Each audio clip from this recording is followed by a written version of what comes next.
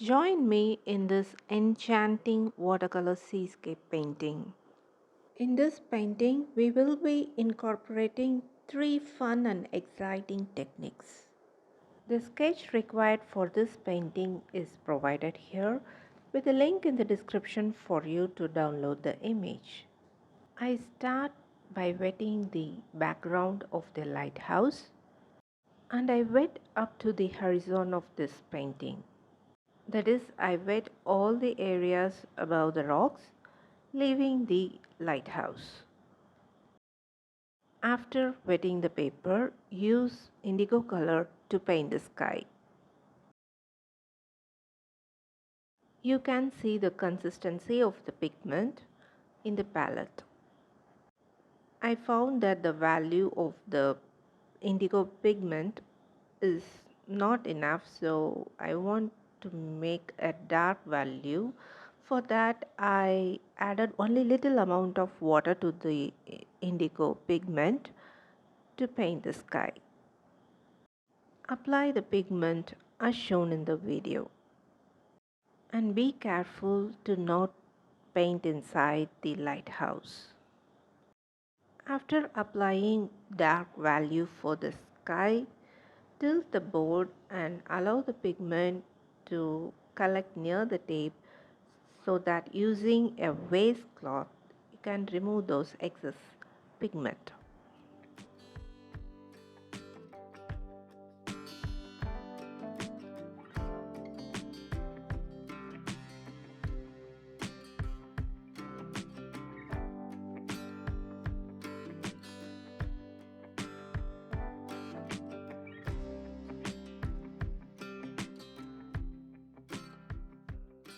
When the paper is still wet, I am applying the white pigment to push the indigo color from its place. This is the bleeding technique that we are going to use to create the splash of seawater against the rocks and lighthouse. Tilt the board and allow the white color pigment to bleed into indigo pigment.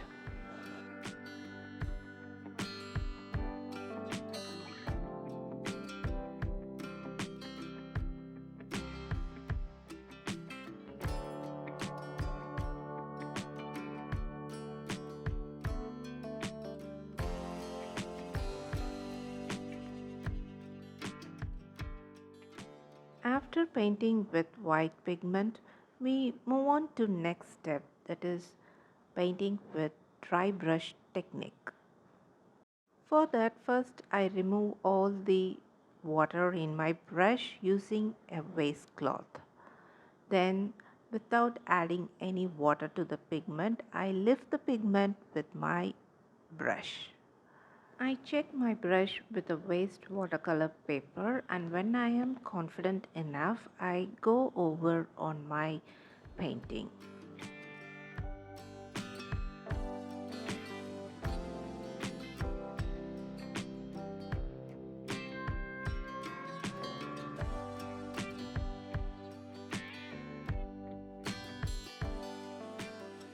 After applying dry brush technique, next I move on to paint the seawater using wet on dry technique.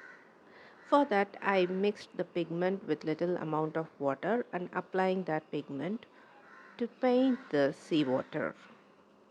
After painting the seawater, allow the paper to dry completely. Next, we are going to paint the rocks using indigo color mixed with permanent orange.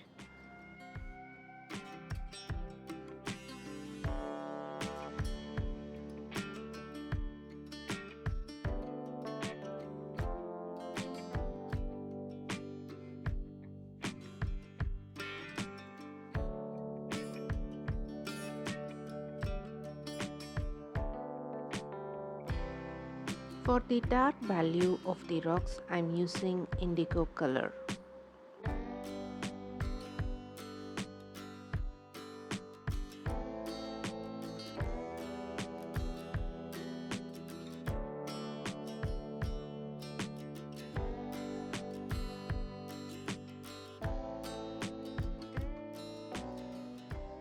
Allow the rocks to dry completely and then move on to the next step of painting the lighthouse.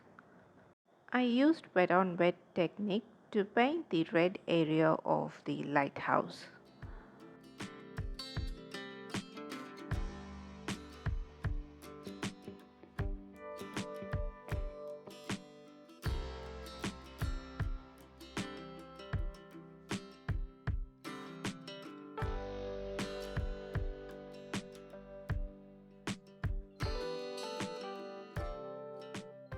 I found that the value of red pigment is not enough, so I'm adding another layer of same pigment. To create 3D effect for the lighthouse, we have to add shadow. For that, I'm using indigo color mixed with red color to paint the shadow part of the lighthouse. I'm applying the red pigment using the same method for this alternate area. For the lighthouse, which is in red, white and red alternative colors, I leave that white color as paper white, but still we have to add shadow for it. For that I'm using light value of indigo color to add shadow for that area. Next, using indigo color, I paint the grills on the tower. You can see I used only minimum number of colors in this painting. That is, I used indigo, vermilion, that is red, and permanent orange, and also white pigment.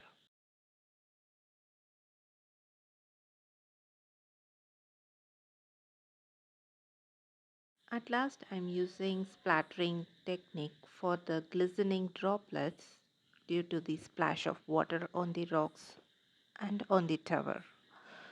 We reached the end of this video. Hope you enjoyed watching this video. If you like this video, give me a thumbs up and subscribe to my channel. See you in another video. Until then, take care and bye bye from Prema.